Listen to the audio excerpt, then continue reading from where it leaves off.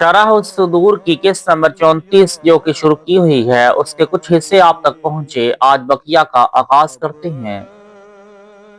किस्त नंबर 34 का मौजू था अजाब कब्र का बयान। हजरत मरसद बिन हौशब रहमतुल्लाह ताला अलैह फरमाते हैं, मैं हजरत यूसुफ बिन अमर रजी अल्लाह तआला अन्हु के पास बैठा था और उनके पहलू में एक और शख्स भी था जिसके चेहरे का कुछ हिस्सा लोहे का बना हुआ था। आपने उससे कहा, तुमने जो कुछ देखा है वो मरसद को भी बताओ। उसने कहा कि एक रात मैंने एक शख्स के लिए कब्र खोदी। जब उसे दफन के लिए मट्टी बराबर कर दी गई और लोग चले गए तो ऊंट जितने बड़े दो सफेद परिंदे आए। उनमें एक सर की जानिब और दूसरा पांव की जानिब आकर कब्र खोदने लगा। फिर एक कब्र के अंदर चला गया और दूसरा किनारे पर खड़ा रहा। मैं भी कब्र के किनारे जाकर खड़ा हुआ। मैंने सुना कि वो परिंदा कब्र वाले से कह रहा है, क्या तू वही नहीं जो दो जर्क बर्क चादरों का लिबास पहनता और उसे तकब्बुर के साथ घसीटते हुए इतराता हुआ अपने ससुराल जाता था? उसने अजाब देखकर कहा, मैं इसे बर्दाश्त करने से कासिर हूँ। फिर उसे एक ऐसी जरब लगाई गई कि उसकी कब्र पानी और तेल से भर कर बहने लगी।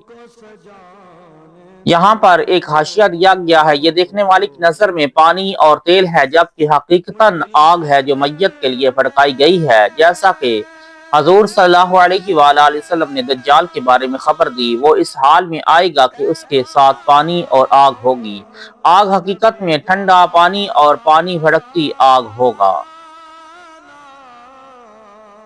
फिर से तेल से भर कर बहने लगी। फिर उसे असली हालत पर लाया गया और परिंदे ने वही बात दोहराई हत्ता कि उसे 3 बार मार लगाई।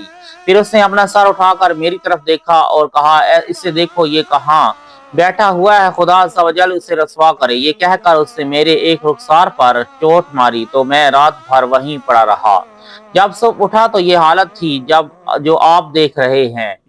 हजरत अबू हरीश मतन में इस मकाम पर अबू जरीश मज़कूर है, जबकि दीगर कुतब में अबू हरीश है, लिहाजा वही लिख दिया गया है। रहमतुल्लाह ताला अपनी वालिदा के हवाले से बयान करते हैं कि जब खलीफा अबू जाफर ने कूफा की खंदक खोदी तो लोगों ने अपने मुर्दों को वहां से मुंतकिल करना शुरू कर दिया। एक नौजवानों को इसकी कब्र में उस हाल में देखा गया कि वो अपने हाथ काट रहा था। गुस्ताखे सहाबा का बयान और अंजाम।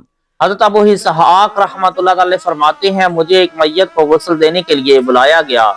जब मैंने उसके मुंह से कपड़ा हटाया तो क्या देखा कि उसकी गर्दन में एक सांप लिपटा हुआ था। लोगों ने बताया कि यह शख्स सहाबा कराम रजी अल्लाह तआला अन्हुम को गालियां बका करता था। हजरत अबू इसहाक फजारी रहमतुल्लाह ताला अलैह फरमाते हैं, मेरे पास एक शख्स आया और कहा कि मैं कब्रें खोद कर कफन चुराया करता था और मैंने एक तादाद ऐसी देखी है जिनके चेहरे किबले से फिरे हुए होते हैं। आपने ये मसला हजरत अब इमाम औज़ाई रहमतुल्लाह ताला अलैह को लिख कर भेजा तो उन्होंने जवाब दिया, ये लोग खिलाफ सुन्नत काम करने वाले थे। हजरत अब्दुल मोमन बिन अब्दुल्ला रहमतुल्लाह ताला से रवायत है कि कफन चोर ने तौबा कर ली तो उससे कहा गया, तूने कोई हैरानगी वाली बात देखी हो तो बयान कर। उसने कहा कि मैंने एक शख्स की कब्र खोदी तो उसके पूरे जिस्म में कीलें ठुकी हुई थीं और एक बड़ी कील सर में और एक पैरों में ठुकी हुई थी। एक और कफन चोर से हैरान कुन चीज देखने के लिए मुतल्लिक पूछा गया तो उसने कहा, एक इंसानी खोपड़ी देखी जिसमें पिघला हुआ शीशा भरा हुआ था। हजरत मफदल बिन यूनस रहमतुल्लाह ताला फरमाते हैं, हमें ये बात पहुंची है कि अमीरुल मोमिनीन हजरत उमर बिन अब्दुल अजीज रहमतुल्लाह ताला ने मुस्लिमा बिन अब्दुल मलक से पूछा, तुम्हारे बाप को किसने दफन किया? कहा, मेरे फलां गुलाम ने। पूछा, वलीद को किसने दफन किया? कहा, मेरे फलां गुलाम ने। आप रहमतुल्लाह ताला ने फरमाया, मैं तुम्हें वो बताता हूँ जो इस दफन करने वाले ने मुझे बताया है, और वो ये है कि जब उसने तेरे बाप और वलीद को कब्र में रखा और उनके कफन की गिरहें खोलने आगे बढ़ा तो उनके चेहरे उनकी गुदियों की तरफ फिरे हुए थे। यजीद बिन वहलब का बयान है कि अमीरुल मोमिनीन हजरत उमर बिन अब्दुल अजीज रहमतुल्लाह ताला अलैह ने मुझसे फरमाया, ए यजीद, जब मैंने वलीद को दफनाया तो वो अपने कफन में हरकत कर रहा था। हजरत अमर बिन मैमून रहमतुल्लाह ताला फरमाते हैं, मैंने हजरत उमर बिन अब्दुल अजीज रहमतुल्लाह ताला को फरमाते सुना कि वलीद बिन अब्दुल मलक की कब्र में उतरने वालों में एक मैं भी था। میں نے اس کے گھٹنوں کو گردن کے ساتھ ملے ہوئے دیکھا۔ اس کے بعد سے آپ رحمۃ اللہ تعالی اپنی اصلاح حال پر توجہ دینے لگے۔ ملاوٹ کرنے والے کا انجام۔ آج کل یہ کام تقریباً بہت زیادہ ہو رہا ہے، آنکھوں دیکھا بھی ہے اور آنکھوں نہ دیکھا بھی ہے۔ اللہ تعالیٰ سب کو معاف فرمائے۔ ہماری تو یہی دعا ہے کہ اللہ تعالیٰ سب کو ہدایت عطا فرمائے کہ ہم ملاوٹ سے بچے رہیں اور ہر چیز خالص دوسروں تک پہنچائیں۔ حضرت عبد الحمید بن محمود معولی رحمۃ اللہ تعالی فرماتے ہیں، میں حضرت عبداللہ بن عباس رضی اللہ تعالیٰ عنہما کی خدمت میں حاضر تھا کہ ان کے پاس کچھ لوگ آئے اور کہنے لگے، ہم حج کے لیے نکلے تھے کہ ہمارا ایک رقیق مقام ذات و صفا پر فوت ہو گیا، تو ہم نے اس کے کفن دفن کا بندوبست کر دیا، اور جب قبر کھود کر فارغ ہوئے تو وہ سانپوں سے بھر گئی۔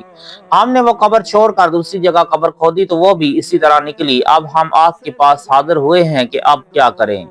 آپ رضی اللہ تعالی عنہ نے فرمایا، یہ اس کینے کی وجہ سے ہے جو اس کے سینے میں تھا، جبکہ بحقی کے الفاظ ہیں، اس کے اعمال کی سزا ہے، جاؤ اسے کسی ایک قبر میں دفن کر دو۔ قسم اس ذات کی جس کے قبضہ قدرت میں میری جان ہے، اگر تم ساری زمین بھی کھود ڈالو پھر بھی یہی معاملہ دیکھو گے۔ وہ لوگ کہتے ہیں، ہم نے اس شخص کو ایک قبر میں دفن کر دیا، اور جب ہم واپس آئے تو اس کی بیوی سے پوچھا، تمہارا شوہر کیا کرتا تھا؟ اس نے کہا کہ وہ گہیوں یعنی گندم بیچتا تھا، اور اس میں سے کچھ گھر والوں کے لیے نکال کر اس کی جگہ بھوسے کی ملاوٹ کر دیتا تھا۔ ایک دمشقی بزرگ رحمت اللہ تعالی فرماتے ہیں، ہم ایک مرتبہ حج کو جا رہے تھے کہ راستے میں ہمارا ایک ساتھی چل بسا۔ ہم نے وہاں مقامی شخص سے پھاوڑا مانگا اور قبر کھود کر اسے دفنا دیا، مگر پھاوڑا قبر میں ہی بھول گئے، لہٰذا پھاوڑا نکالنے کے لیے ہم نے قبر دوبارہ کھودی۔ جب اندر دیکھا تو اس شخص کے ہاتھ پاؤں اور گردن پھاوڑے کے حلقے میں بندھے ہوئے تھے۔ ہم نے فوراً قبر بند کر دی اور پھاوڑے والے کو پیسے دے کر راضی کر لیا۔ سفر سے واپس آ کر جب اس کی بیوی سے اس کے اعمال کے بارے میں پوچھا تو اس نے بتایا کہ میرے شوہر نے ایک شخص کے ساتھ سفر کیا جس کے پاس کچھ مال تھا، تو اس نے اسے قتل کر کے اس کا مال لے لیا، اور یہ حج اور جہاد بھی کیا کرتا تھا۔ قبر صحابی کی توہین کرنے والے کا انجام۔ حضرت امام احمد رحمۃ اللہ تعالی فرماتے ہیں، ایک شخص نے حضرت امام حسن بن علی رضی اللہ تعالیٰ عنہما کی مبارک قبر پر پیشاب کر دیا تو وہ پاگل ہو گیا اور کتوں کی طرح بھونکنے لگا، پھر وہ مر گیا، لیکن اس کی قبر سے چیخنے اور بھونکنے کی آواز سنی گئی۔ حضرت سیدنا یزید بن ابو زیاد اور حضرت سیدنا عمارہ بن عمیر رضی اللہ تعالی عنہما فرماتے ہیں، ابن زیاد اور اس کے ساتھیوں کے قتل ہونے کے بعد جب ان کے سر لا کر زمین پر رکھے گئے تو ایک بہت بڑا سانپ آیا جس سے گھبرا کر لوگ ادھر ادھر ہو گئے۔ وہ سانپ تمام سروں سے ہوتا ہوا ابن زیاد کے نتنوں میں داخل ہوا اور منہ سے نکل گیا، پھر منہ میں داخل ہوا اور نتنوں سے نکلا۔ اس نے کئی مرتبہ یہ عمل دہرایا اور چلا گیا، کچھ دیر بعد پھر آیا اور اسی طرح کر کے غائب ہو گیا۔ کوئی نہیں جانتا تھا کہ وہ کہاں سے آیا اور کہاں گیا۔ حضرت امام ترمذی رحمۃ اللہ تعالی نے اسے اپنی جامعہ میں ذکر کیا ہے، اور حضرت امام طبرانی رحمۃ اللہ تعالی نے صرف حضرت سیدنا عمارہ رضی اللہ تعالیٰ عنہ سے نقل کیا ہے، اور یہ حدیث صحیح ہے۔ حضرت محمد بن سعید رحمۃ اللہ تعالی مجھے فرماتے ہیں، مسلم بن عقبہ مری مدینہ منورہ آیا اور لوگوں سے اس بات پر یزید پلید کے لیے بیعت لی کہ تم سب خدا عز و جل کی فرمانبرداری یا نافرمانی میں یزید کے غلام محض ہو۔